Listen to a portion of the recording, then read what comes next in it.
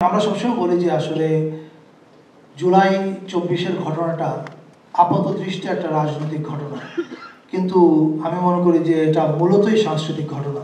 এটা একটা রাজনৈতিক এক্সপ্রেশন ছিল। এবং কেন সাংস্কৃতিক ঘটনা বলছি, এটা আপনি জুলাইতে যে আন্দোলন হয়েছে, আন্দোলনের স্লোগানগুলো যদি দেখেন, সব কিছুর মধ্যে দেখবেন যে একটা সুর বাজছে। সেই সুরটা হচ্ছে যে আমি পরাধীন থাকবো না, আমি আরেকজনের অধীনে থাকবো না। এবং আপনারা যদি খেয়াল করে দেখেন যে এবারের আন্দোলনে একটা মানুষ থেকেও না থেকেও সবচেয়ে শক্তিশালীভাবে ছিলেন, সবচেয়ে, তার নাম হচ্ছে Abrar Fahad.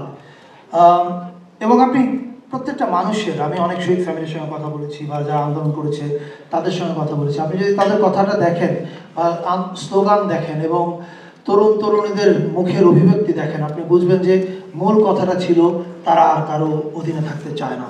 And that is most important. এবং এই যে অন্যের অধীনে আমরা গেলাম কিভাবে, অন্যের অধীনে গেলাম আসলে আমরা প্রথমে কালচারালি আমাদেরকে অন্যের অধীনে নিয়ে যাওয়া হয়েছে। প্রথমে আমাদেরকে বোঝানো হয়েছে তুমি হীনমন্য। আপনি খেয়াল করে দেখবেন যে আমরা লুঙ্গি পরতে খুব লজ্জা পাই। আরব দেশে কিন্তু ওরা ওদের ড্রেস পরতে লজ্জা পায় না। কেরালাতে কিন্তু ওর লুঙ্গি পরতে লজ্জা পায় না, আমরা লজ্জা পাই। আমাদেরকে শেখানো হয়েছে যে এটা কিন্তু তুমি এটা পড়লে তুমি আসলে ছোট।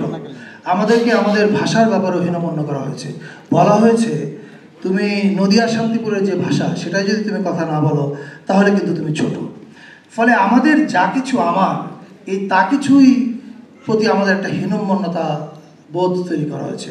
এবং এই হীনমন্যতাটা খুব জরুরি। আপনি যদি কোনো জাতিকে দীর্ঘদিন রাজনৈতিকভাবে পরাধীন রাখতে চান, প্রথমেই তাকে সাংস্কৃতিকভাবে পরাধীন করতে হবে, তাকে একটা হেজিমনের আন্ডারে আনতে হবে। And this is what has happened with Bangladesh. এবং এইটা ফলে জুলাই আসলে ৩৬ দিনের আন্দোলন না, আমি মনে করি জুলাই ৫৪ বছরের আন্দোলন। দেশ স্বাধীন হয়েছিল ঠিকই, মাঝে কিছু সময় হয়তো ২-৪ বছর, ৫-৬ বছর বা ৭-৮ বছর আমরা মোটামুটি ইন্ডিপেন্ডেন্টলি ফাংশন করতে পেরেছি, বাট বেশিরভাগ সময় আমরা ইন্ডিপেন্ডেন্টলি ফাংশন করতে পারিনি অ্যাজ এ স্টেট। এটা আমি ডিটেল যাচ্ছি না, আমরা প্রত্যেকেই জানি কেন পারিনি, কিভাবে আমাদের নির্বাচন বাইরে থেকে নিয়ন্ত্রণ হতো, কিভাবে আমাদের দেশে গুম হয়ে যাওয়া সালাউদ্দিন আহমদকে ইন্ডিয়ায় পাওয়া যায়, সুখরঞ্জন মালিক বাংলাদেশ থেকে গায়েব হয়ে যায়, তাকে কি আবার ইন্ডিয়াতে পাওয়া যায়। So we all know the details. এই ডিটেলে আমি যাচ্ছি না, কিন্তু আমাদের কাজটা কি?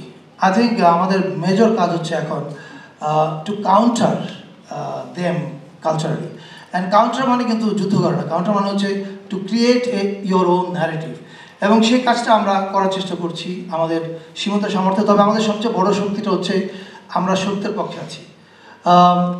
আর যারা পরাজিত তাদের সমস্যা হচ্ছে তারা মিথ্যার পক্ষে আছে। যে কারণে দেখেন কয়েক হাজার ঘন্টা ইন্ডিয়ান মিডিয়ার প্রাইম টাইম তারা ব্যবহার করছে, তাদের হিউজ টাকা আছে, সোশ্যাল মিডিয়ায় বুস্ট করছে, সেটা করে তারা চেষ্টা করছে জনগণের ন্যায্য আন্দোলনকে দাঙ্গা বলতে। আমি শিওর ইউ হ্যাভ সিন যে ওদের ন্যারেটিভ তারা কী বিল্ড করার চেষ্টা করছে। কিন্তু এই ন্যারেটিভ তৈরি হওয়ার কোনো সুযোগ নাই, কারণ সত্য আমাদের চোখের সামনে ঘটেছে। এখন যেই সত্য চোখের সামনে ঘটেছে, এটা কেন তাহলে আবার আমাদেরকে ন্যারেটিভ বিল্ড করতে হবে?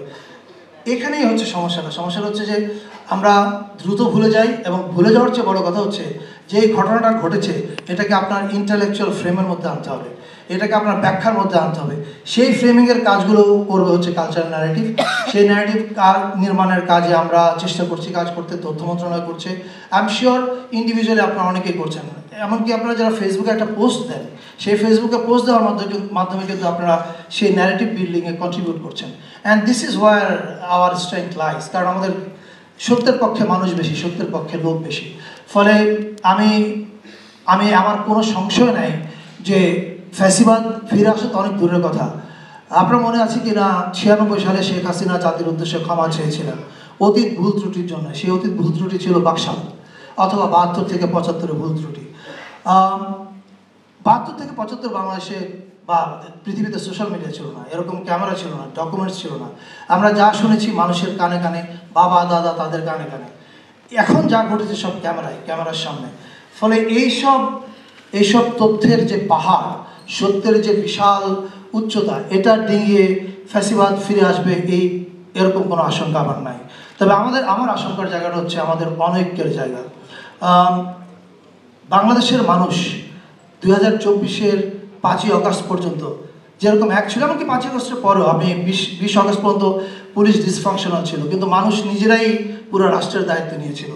ওই ঐক্য যদি আমরা ধরে রাখি 1 বছর না, 2 বছর না, 5 বছর না, অ্যাটলিস্ট নেক্সট 10 ইয়ার্স, আপনাদের মধ্যে পলিটিক্যাল ডিফারেন্স থাকবে, তর্ক বিতর্ক থাকবে, ঝগড়াঝাটিও থাকবে, কিন্তু পলিটিক্যাল স্টেক হোল্ডার্স যারা আছেন তারা যদি নেক্সট 10 ইয়ার্স বাংলাদেশের একটা ঐক্য ধরে রাখতে পারেন কয়েকটা প্রশ্নে, স্বাধীনতা সার্বভৌমত্বের প্রশ্নে এবং আওয়ামী লীগের অত্যাচারের প্রশ্নে, তাহলে আমি মনে করি যে ফ্যাসিবাদ ফিরে আসার কোনো আশঙ্কা নাই। এবং কালচারালি এটাকে মোকাবেলা করার জন্য যা করার সেটা সরকার তার উদ্যোগে করছে, কিন্তু আমি সরকারের চেয়ে বেশি আশা নিয়ে এবং তাকিয়ে থাকি এবং দেখছিও এটা অ্যাক্টিভলি হচ্ছে, সেটা হচ্ছে জনগণের নিজস্ব অংশগ্রহণ। জনগণ প্রতিদিন বিট বাই বিট এই ন্যারেটিভ বিল্ডিংয়ে অংশ নিচ্ছে, with a one line of status or maybe with sharing one video, এবং আমি নিশ্চিত এটা সামনে আরও চলবে। ফলে আই হোপ শহীদরা যে উদ্দেশ্য নিয়ে জীবন দিয়েছে, 16 বছর বাংলাদেশের মানুষ যে অত্যাচার, গুম, খুন, লুটপাট এগুলোর ভিতর দিয়ে গেছে, এটার পরে আমরা একটা নতুন বাংলাদেশের দিকে যাব যদি আমরা সবাই এক থাকতে পারি।